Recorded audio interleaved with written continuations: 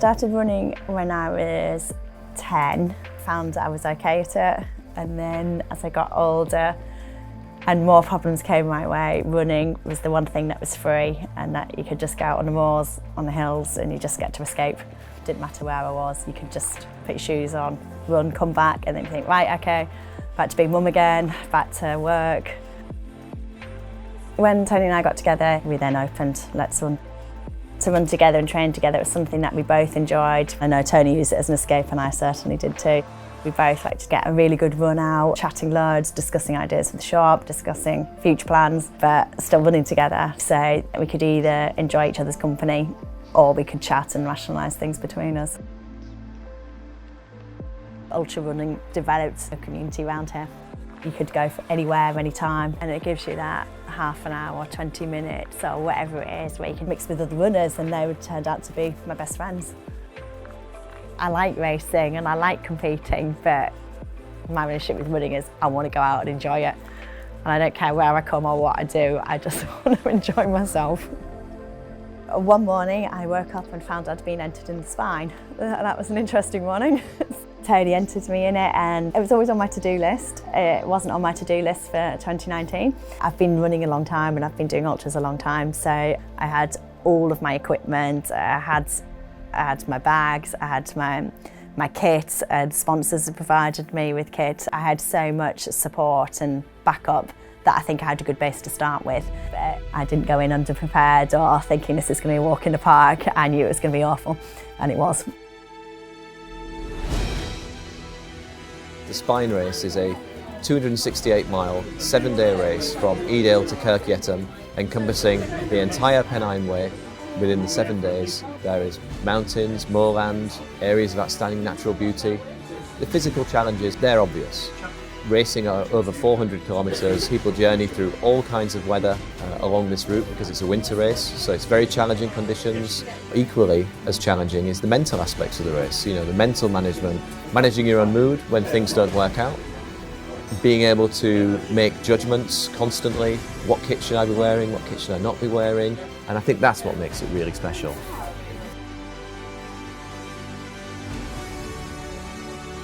Walking to the start line was quite nerve-wracking.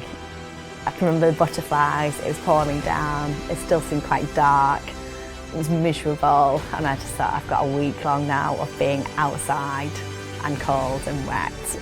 But it was all that anticipation as well. I was thinking, I just want to get started on it now, I just want to be out on that course, and then that's it, you just keep moving, then it's one foot in front of the other, get to the finish.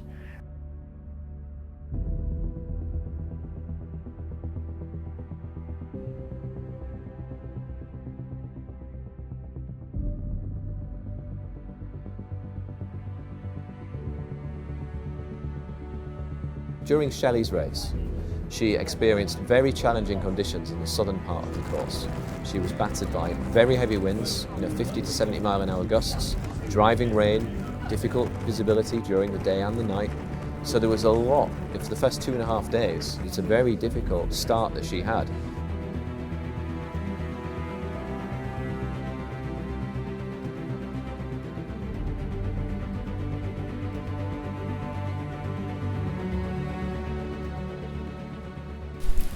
Today's been a lot wetter than my recce was.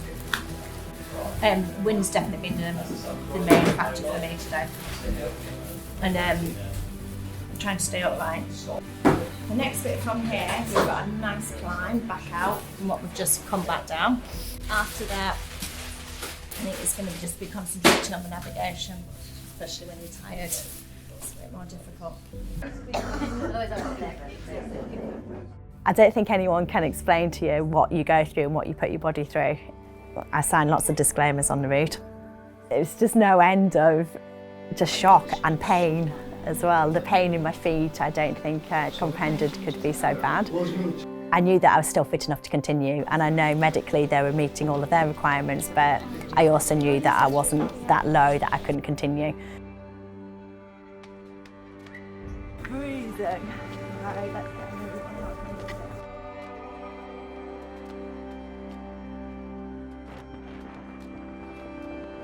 I had some awful moments. Hike up Nick, I had an horrendous time. The GPS is taking way over the edge, and I realised about one stride before I dropped off. I was completely lost and I thought I was about to die. So that was quite stressful. That was such a down moment. The wind was awful.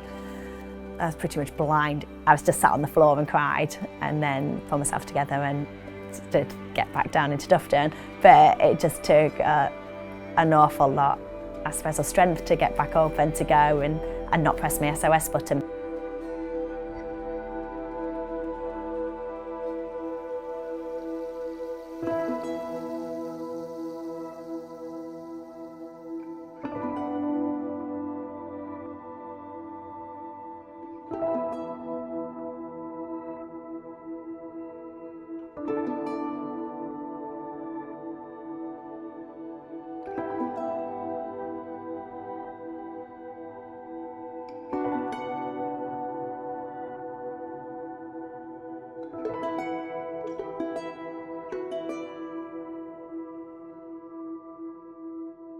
I've pulled out of races before. I got pulled out of UTMB medically.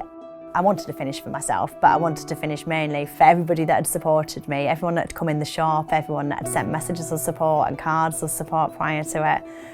And I didn't want to go back and tell my kids that, oh, actually, I've come back a bit early, I failed.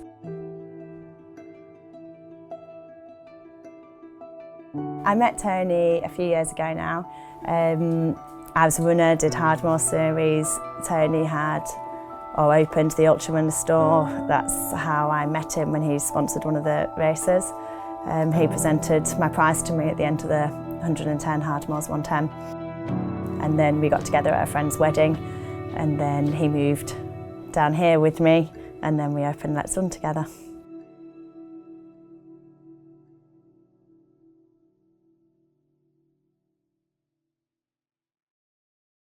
Tony took his own life in July 2018. Being ex-police, I'd been to a number of suicides. Doesn't make it any easier, but I knew the protocol, and I think I just went into professional mode, ringing ambulance, ringing police.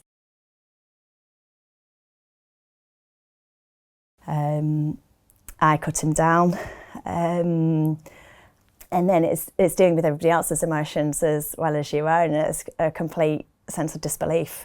And then having to put something out publicly as well. You just don't know where you start and what you do and what you say.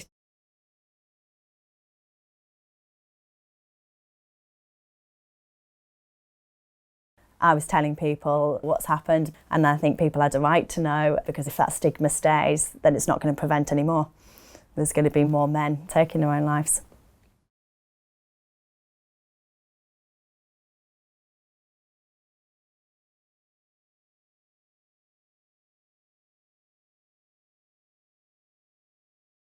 Tony didn't talk to me about any depression. He could be sometimes a bit of an up and down character, but nothing that I thought was out of the ordinary. It's generally crossed as an order had gone wrong or a delivery hadn't arrived. It was just normal, everyday life that everybody experiences in their families. There was nothing that I could put my finger on and say, this happened, I should have known he was about to do this.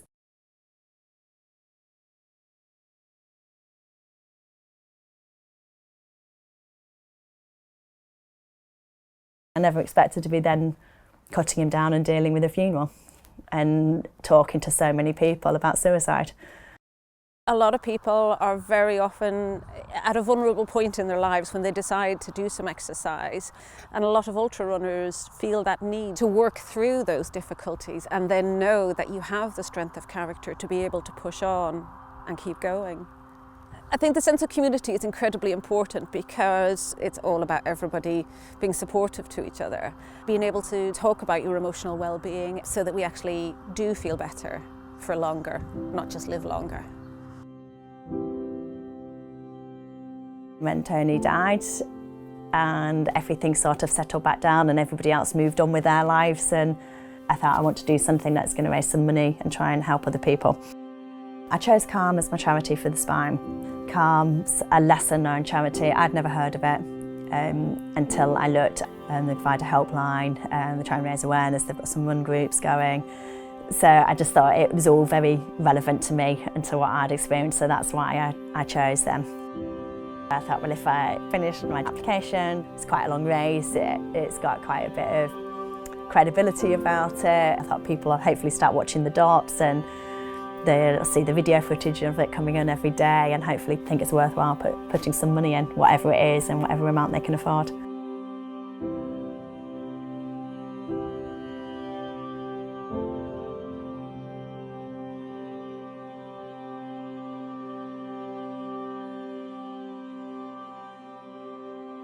The weather changed again and it's become bitterly cold.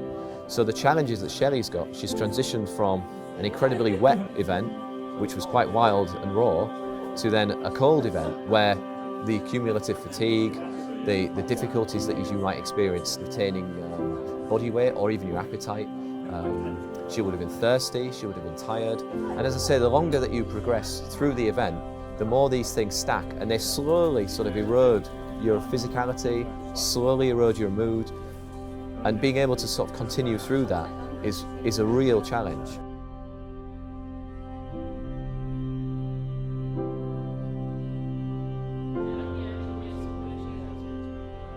They just checked my blood pressure and that's okay. Thank goodness. Started me on antibiotics of a chest infection. And then try and get my feet sorted, so the plan for the race is just to try and get to the finish.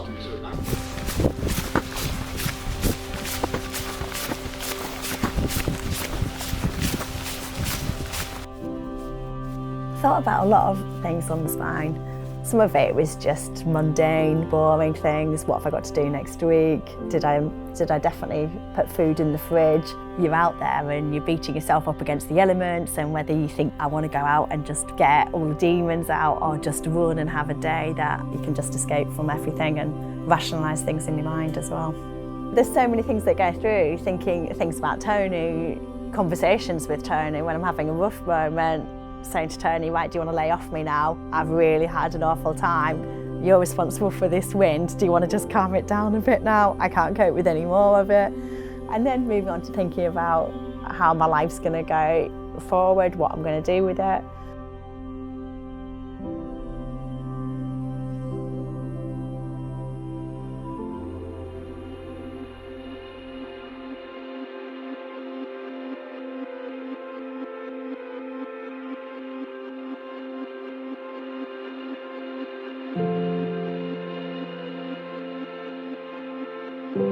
The last 4.5, 5 miles, if I took much longer, it would be dark before I finished, which scared me into running in because I thought there's no way I'm putting my head torch back on again. I cried for about 1.5 miles, cried all the way down and then realised better pull myself together again. Can't look this bad crossing over the finish line. I've already been windswept for a week. And then coming down that hill, God, it took forever. But I could hear everybody before I could see them. And there was no way that I wasn't finishing.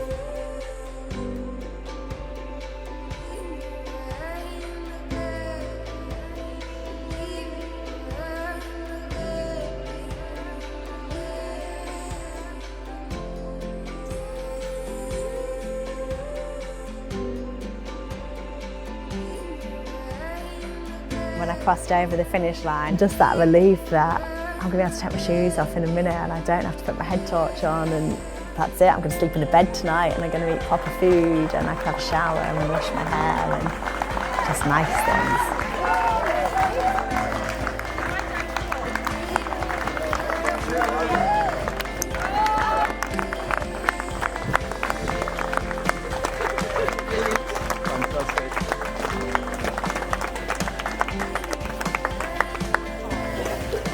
It's one of the best things I've ever had to do, Shelli. Thank you. Well done. Sorry for crying. Well done. Well done, Shelli. Amazing. Just sit down.